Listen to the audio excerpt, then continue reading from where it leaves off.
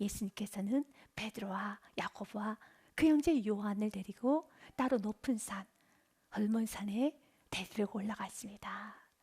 여러분, 예수님께서 바로 이 산에 오르기 전에 베드로와 제자들에게 하였던 질문이 있었죠. 사람들은 나를 누구라 하느냐? 라고 제자들에게 묻습니다. 예수님께서 제자들에게 사람들은 나를 누구라 하느냐? 그때 제자들이 서로 앞다퉈 말합니다. 예수님, 어떤 사람은 예수님을 향해서 세례 요한이라고 하더라고요. 아니에요. 예수님을 향해서 엘리야라고 합니다. 아니에요. 예수님을 향해서 에레미야라고 하더라고요. 그때 예수님께서는 또다시 질문합니다.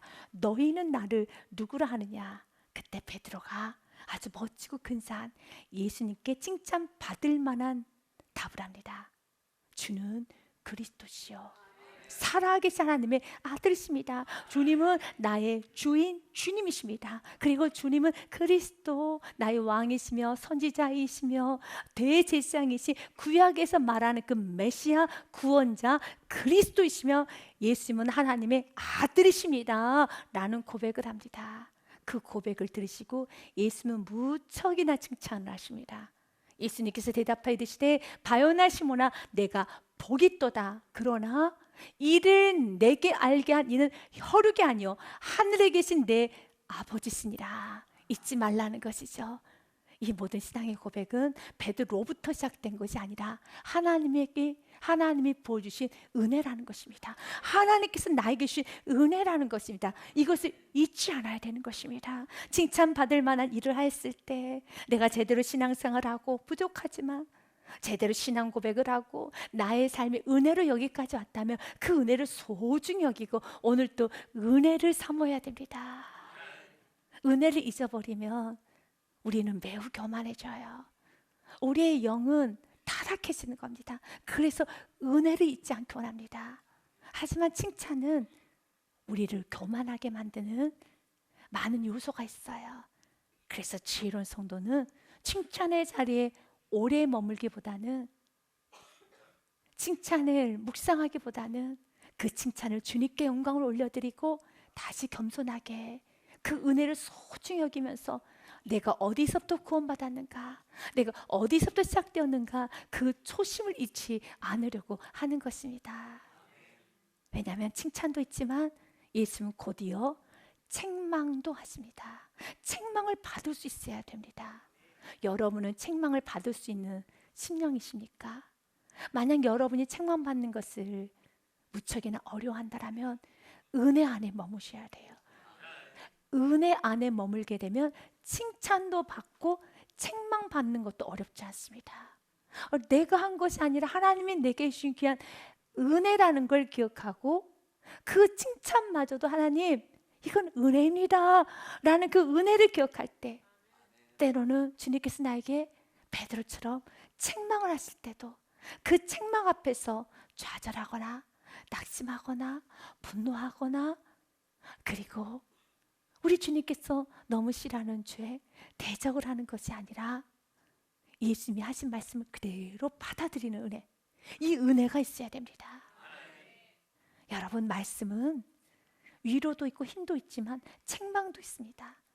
그래서 디모데 후서 말씀해 보니 3장 16절에 모든 성경은 하나님의 감동으로 된 것으로 믿으십니까?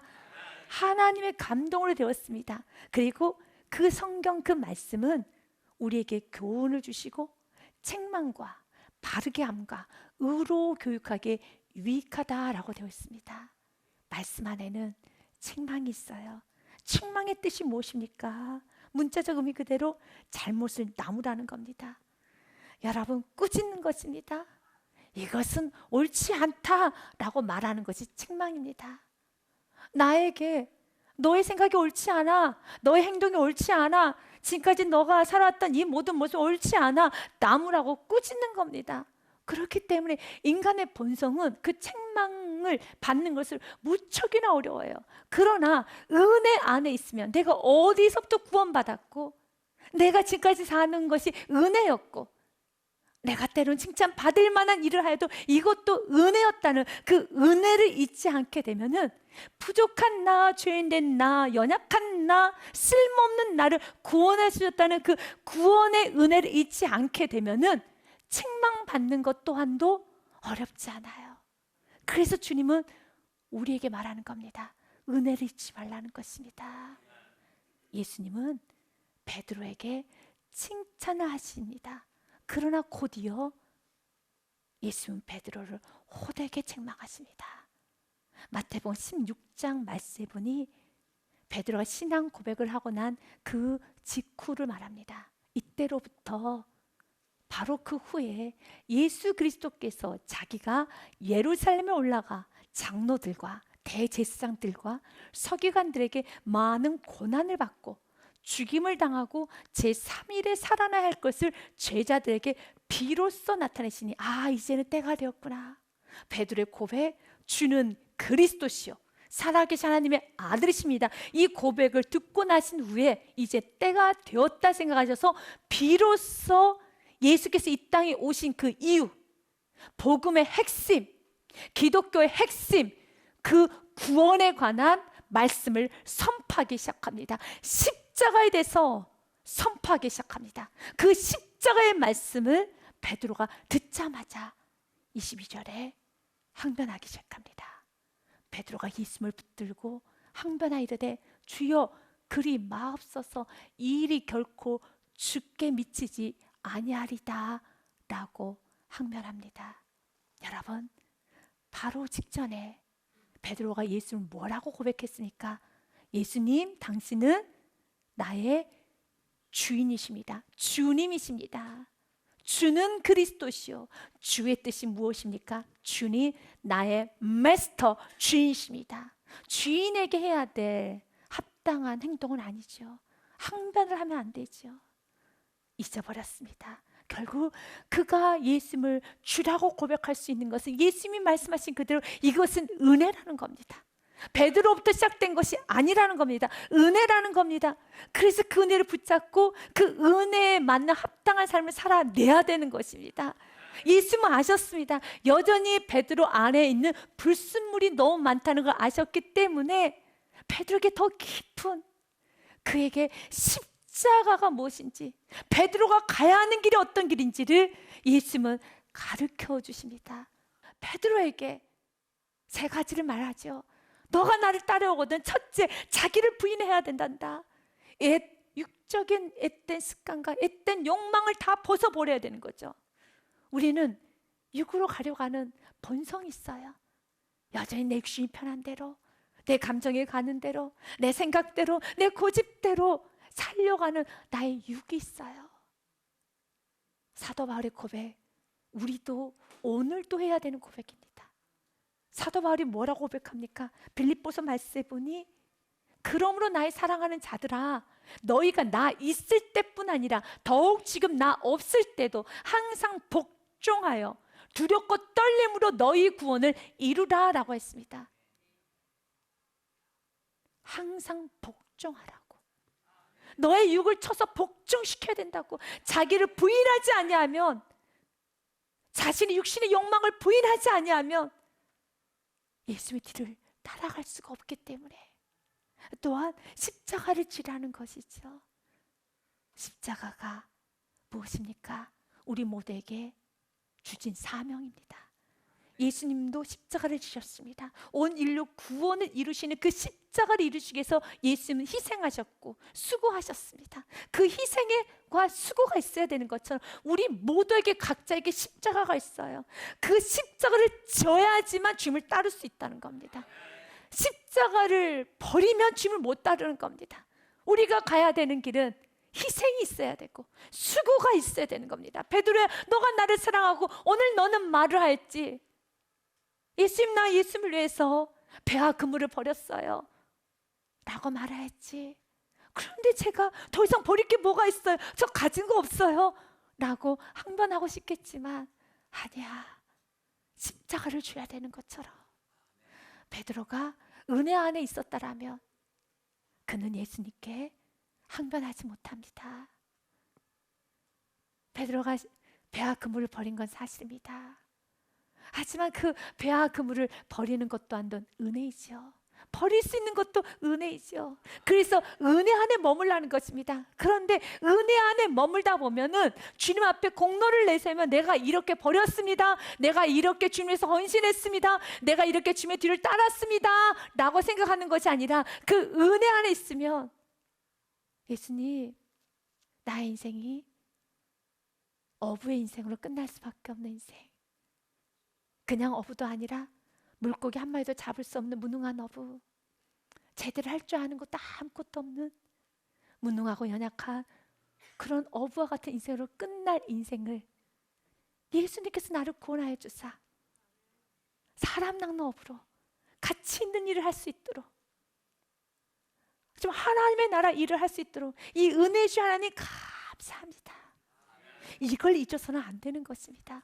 주님은 우리들에게 말합니다. 십자가를 지라는 것이죠. 그 십자가를 지며 나아갈 때, 우리 각자의 주신 사명을 지고 나아갈 때 수고와 희생이 있어야 됩니다. 그 수고와 희생을 예수 그리스도를 위한 흔적 스티마라고 하는 겁니다. 갈라디아서 말씀해 보니 바울 사도가 이렇게 고백합니다. 이후로는 누구든지 나를 괴롭게 하지 말라. 내가 내 몸에 예수님의 흔적을 지니고 있노라. 예수를 위한 수고, 예수를 위한 희생, 예수를 위해서 내가 내려놓고 헌신했던 그 시간, 그 흔적이 나에게 가득해야 되는 겁니다. 그 흔적이 우리의 삶을 오늘도 더 깊은 은혜 안으로 예수의 뒤를 따라갈 수 있도록, 그 흔적이 남긴 삶이 끝까지 예수의 뒤를 따라갈 수 있도록 인도하여 주시는 것입니다. 그리고 우리가 따라가야 될 분은 나를 따르라, 예수를 따라야 되는 겁니다. 말씀을 따라야 되는 겁니다. 세상 가치관이 아닙니다. 말씀이란 명확한 기준을 가지고 세상에 휘청거리는 것이 아니라, 세상에 한 발 걸치고 사는 것이 아니라 말씀의 기준을 가지고 말씀을 따라가야 되겠죠. 예수님 우리에게 말합니다. 누구든지 나를 따르려거든 자기를 부인하고 육신의 욕망을 다 부인하고 자기의 십자가, 사명의 십자가를 지고 나 예수를 따를 것이니라 말씀에 순종하여라 라고 말씀하십니다. 여러분, 이러한 삶을 여러분도 살아봤을 것입니다. 그런데 이렇게 사는 거 무척이나 어렵죠. 쉽지 않아요. 그래서 예수님은 이 말씀을 선포하시고 17장으로 가는 겁니다. 이 말씀, 제자도에 관한 말씀을 선포하신 후 엿새 후에 6일째 되는 날에 예수님은 베드로와 야고보와 요한을 데리고 헐몬산으로 올라가십니다. 그리고 베드로, 야고보, 요한에게 보여주십니다. 너희들이 따르는 이 예수가 얼마나 고귀하고 위대하고 아름다운지, 이것을 은혜라고 합니다. 여러분, 예배는 당연히 드려야 되지만 예배 시간에 은혜를 받아야 됩니다. 내가 믿고 있는 예수, 내가 전해야 될 예수, 내가 예수님에서 사는 것, 내 육을 위해서 사는 것이 아니라 예수님에서 사는 것, 내가 하나님의 나라를 위해서 사는 것, 영혼을 위해서 사는 것이 얼마나 고귀하고 아름답고 근사한 일인지 은혜를 받으셔야 됩니다. 보셔야 되는 것입니다. 예수님은 베드로와 야고보와 요한을 데리고 올라가서 보여주십니다. 그들 앞에서 변형이 되사 그 얼굴이 해같이 빛나며 오직 빛과 같이 휘어졌더라. 예수의 얼굴이 해같이 빛납니다. 그리고 3절 말씀 보니 구약에서 대표가 된 율법의 대표 인물이 모세, 선지자의 대표인 엘리야가 나타나서 예수님과 모세와 엘리야가 더불어 말하는 것이 그들에게 보이거늘 깜짝 놀랍니다. 예수님의 해같이 빛납니다. 예수님이 모세와 엘리야하고 이야기를 나누고 있습니다. 그 모습을 보자 베드로가 4절에 이렇게 말하기 시작합니다. 베드로가 예수께 여쭈어 이르되 주여 우리가 여기 있는 것이 좋사오니 만일 주께서 원하시면 내가 여기서 초막 셋을 질 때 하나는 주님을 위하여, 하나는 모세를 위하여, 하나는 엘리야를 위하여 하리이다. 베드로는 말이 많아요. 베드로의 말은 예수님께 칭찬받았던 많은 말도 있었지만 또 베드로의 말을 통해서 사탄아 물러가라. 너는 나를 넘어지게 하는 자구나. 너는 사람의 일을 하는구나 라고 책망도 받습니다. 베드로의 적극적인 태도는 너무 귀합니다. 말이 많은 건 너무 좋습니다. 그러나 깨어있지 않고 예배 시간에 졸고 기도 시간에 졸고 나서 말하면 그 모든 말은 다 헛소리를 하게 되는 겁니다. 헛말을 하게 되는 겁니다. 여러분, 예수님께서 땀방울이 핏방울이 되기까지 기도하셨던 사건 마태복음 26장에 기록이 되어 있죠. 여러분이 잘 아는 말씀입니다. 십자가를 지시기 바로 직전에 예수님께서는 얼굴을 땅에 대시고 엎드려 기도하여 이르시되 내 아버지여 만일 할만하시거든 이 잔을 내게서 지나가게 하옵소서. 그러나 나의 원대로 마시옵고 아버지 원대로 하옵소서라고 간절히 기도할 때 그때 제자들은 좋습니다. 제자들에게 오사 그 자는 것을 보시고 베드로에게 말씀하시되 너희가 나와 함께 한 시간도 이렇게 깨어 있을 수 없더냐. 여러분, 베드로가 기도할 때 기도하지 않고 잤을 때, 영적으로 게을러 있을 때 그는 돌이킬 수 없는 죄를 지우죠. 예수님을 부인하고 예수님을 저주하고 그는 무책임하게 떠나버립니다. 그래서 깨어있을 자 깨어있어야 되는 겁니다. 깨어나야 되는 겁니다. 영적으로 게을러지시면 안 되는 것입니다. 오늘 본문의 말씀과 동일한 내용으로 기록된 말씀이 누가복음 9장 말씀에도 기록이 되어 있습니다. 누가복음 9장 말씀에 보면 이 말씀을 하신 후에 이 말씀은 예수님께서 베드로에게 누구든지 나를 따르려거든 자기 십자가를 지고 자기를 부인하고 나를 따를 것이니라 이 말씀을 하신 후에 8일쯤 되어 예수님께서 베드로와 요한과 야고보를 데리고 기도하시러 산에 올라가사라고 합니다. 예수님께서는 기도하러 산에 올라가셨어요.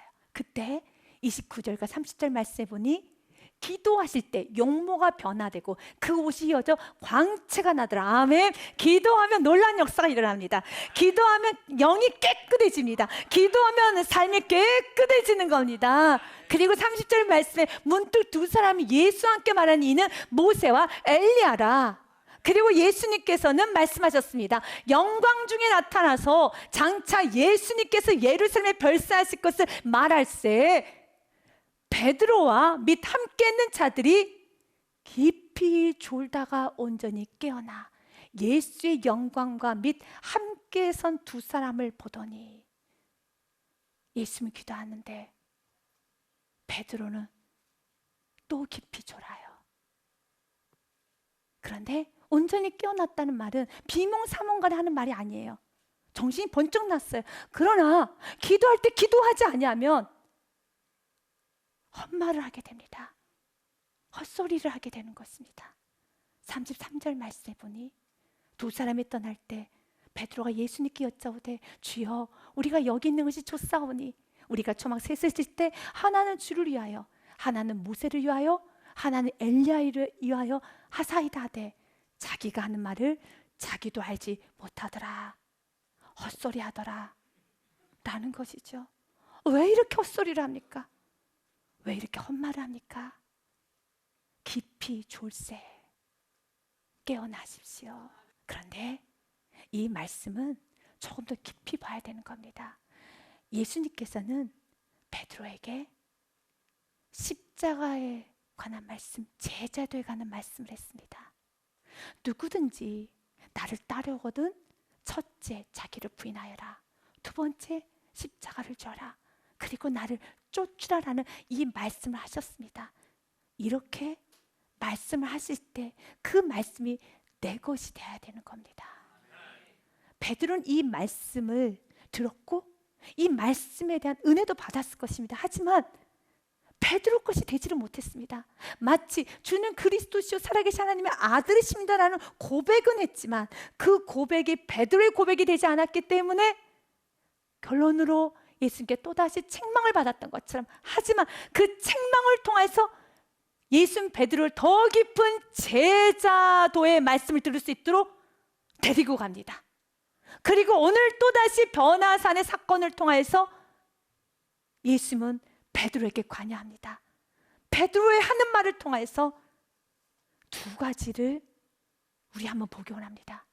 베드로가 예수님께 여쭤와 이르되 주여 우리가 여기는 것이 좋사오니 만일 주께서 원하시며 내가 여기서 초막 셋을 짓되 하나는 주님을 위하여 하나는 모세를 위하여 하나는 엘리야를 위하여 하리이다. 첫 번째, 여러분 누구든지 예수님을 따르려면 자기를 부인해야 되는 것처럼 예수만 보여야 되는 겁니다. 주여 우리가 여기 있는 것이 좋사오니 만일 주께서 원하시면, 아닙니다. 주님만 원하시면 됩니다. 나도 좋고 예수님도 좋고가 아니라 예수만 좋으면 됩니다. 주님 오늘 우리들에게 말합니다. 나도 좋고 예수님도 좋고 하나님의 나라도 좋고 이 세상의 삶도 누리고 싶고 주님은 그걸 원하지 않습니다. 예수만 보여야 되는 겁니다. 예수만 좋으시면 되는 겁니다. 그래서 누구든지 자기를 부인해야 되는 것처럼 우리가 여기 있는 것이 좋사오니 그 여기 있는 것 좋사오는 그 의미가 없다라는 겁니다. 주께서 원하시면. 두 번째, 베드로는 예수님을 모세 엘리야와 선상에 둡니다. 예수님만 보여야 됩니다. 모세 엘리야는 치워야 되는 것입니다. 그래서 이 말을 하자 이제 하나님께서 직접 말씀합니다. 하나님은 베드로가 신앙 고백했을 때 예수님께서 하셨던 말씀 기억납니까? 베드로가 신앙 고백했을 때 이를 알게 하신 이는 하나님이다 라고 말씀하셨던 것처럼 이젠 베드로가 헛말을 합니다. 말도 안 되는 말을 합니다. 헛소리를 합니다. 그때 하나님의 음성이 들리기 시작합니다. 말할 때 베드로가 이 말을 할 때 호련히 빛난 구름이 그들을 덮으며 구름 속에서 소리가 나서 이르시되 이는 내 사랑하는 아들이요 내 기뻐하는 자니 너희는 그의 말을 들으라. 치우라는 것이죠. 예수의 말만 들으라. 예수님으로 충만하여라. 본문의 말씀의 결론은 8절로 갑니다. 모든 건 다 치워야 되는 겁니다. 제자들 눈을 들고 보매 오직 예수 외에는 아무도 보이지 아니하더라. 아멘. 예수 외에 보이는 것이 없어야 되는 겁니다. 예수만 보여야 되는 것입니다. 너무 많은 것들이 보이죠. 주님을 싹 치우라는 겁니다. 나도 좋고 예수님도 좋은 것은 어딜까? 예수님도 좋고 또 세상 것도 취하면 안 되나? 아닙니다. 예수의 뒤를 따라가기 위해서는 다 치워야 됩니다. 예수만, 오직 예수만 보여야 되고 그분만 영광 올려 받아야 되고 그분께만 높임을 받아야 되는 것입니다. 내 눈에 예수 외에 보이는 것, 이것이 문제입니다. 여러분, 아담과 하와가 왜 범죄하기 시작했습니까? 그의 눈에 하나님이 주신 것 외의 것이 보이기 때문에. 그런데 그것이 너무나도 먹음직하고 보암직하고 지혜롭게 할 만큼 탐스럽기도 한 나무인지를 왜 그렇게 보입니까? 그것이 왜 그렇게 먹음직하고 보암직하고 지혜롭게 할 만큼 탐스럽게 보입니까? 가치도 없는 것이죠. 의미를 두면 안 되는 것이죠. 하나님이 주신 것이 이렇게 많은데요. 에덴 동산 안에서 하나님이 주신 그 은혜가 이렇게 많은데 왜 하나님이 먹지 말라고 하는 그 나무의 실과의 그 열매가 그렇게도 먹음직하고 보암직하고 지혜롭게 할 만큼 탐스럽게 보이니까 이것이 바로 은혜가 떨어진 거예요. 이것이 불행이고 이것이 영적 침체이죠. 내가 예수만 보이는 게 은혜인 겁니다. 여러분, 이 은혜를 소중히 여기면서 우리 모두 다 같이 주님, 나의 눈에 예수만 보이기 원하며 내 것도 챙기고 예수님 것도 챙기는 것이 아니라 예수님만 보이기 원하며 예수님께만 영광 올려드리기 원하며 그 예수님으로 충만하기 원합니다. 예수님도 높임받고 나도 높임받고 예수님도 높임받고 나도 이 땅에서 좀 사람들에게 인정받고 박수받는 것이 아니라 오직 예수만 보이길 원합니다. 예수만 보이기를 나는 작정합니다. 고린도전서 2장 2절의 말씀이 우리 모두의 결단의 말씀이 되기를 원합니다. 같이 읽겠습니다. 내가 너희 중에서 예수 그리스도와 그가 십자가에 못 박히신 것 외에는 아무것도 알지 아니하기로 작정하였습니다. 아멘. 우리 모두 다 의지적으로 작정해 봅시다. 예수 외에는 보지 않기로 작정해 봅시다. 예수 외의 것이 눈에 들어오고 예수님과 함께 나도 영광을 받으려고 하는 그런 욕망과 욕구와 정욕이 올라올 때마다 예수 외에 보지 않기로 작정하겠습니다. 언제나 은혜 안에 머물겠습니다. 주님이 주시는 은혜 안에 감사하며 살겠습니다. 겸손히 살겠습니다. 나는 그러한 의지적 결단을 하여서 날마다 주님의 은혜를 소중히 여기며 한 주간도 승리하시기를 주님의 이름으로 축복드립니다.